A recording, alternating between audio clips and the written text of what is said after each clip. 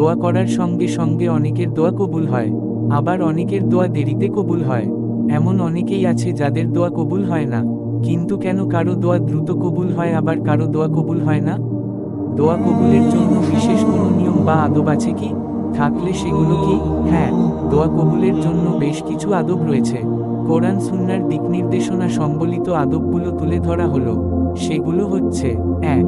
দোয়া শুরুতে, মাঝে ও শেষে আল্লাহর প্রশংসা করা, যেমন আল্লাহু আকবার, আলহামদুলিল্লাহ, সুবহানাল্লাহ বলা। ২. নবীজির ওপর দরুদ ও সালাম পড়া।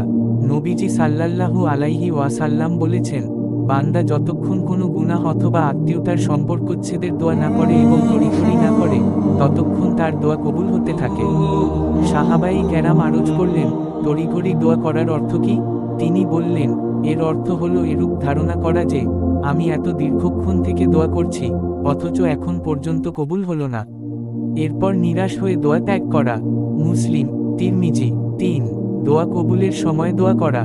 দোয়া কবুলের সময় হলো রাতের শেষ তৃতীয়াংশে, সেজদায়, আজান ও ইকামতের মধ্যবর্তী সময়, নামাজের পর, জুমার দিন আসরের পরবর্তী সময়, আরাফাতের দিন এবং ইফতারের সময় বিশেষভাবে উল্লেখযোগ্য। নবীজি সাল্লাল্লাহু আলাইহি ওয়াসাল্লাম সেজদার ব্যাপারে বলেছেন, ওই সময় বান্দা আল্লাহর সবচেয়ে বেশি কাছাকাছি হয়।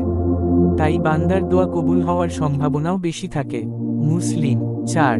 সুনির্দিষ্ট বিষয়ে দোয়া করা। দোয়াকে অনির্দিষ্ট করা উচিত নয়।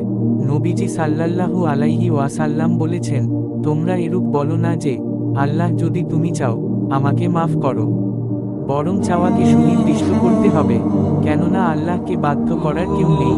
মুসলিম। ৫. ক্যাবলামুখী হয়ে দোয়া করা। কোন সময় দাঁড়িয়ে সামষ্টিকভাবে ক্যাবলামুখী হয়ে দোয়া করার কথাও বর্ণিত আছে। বিশেষ করে জুমার দিন আজানের সময় বা আজান পরবর্তী সময়ে নামাজের আগে দাঁড়িয়ে ক্যাবলামুখী হয়ে দোয়া করার ব্যাপারে তাগিদ রয়েছে।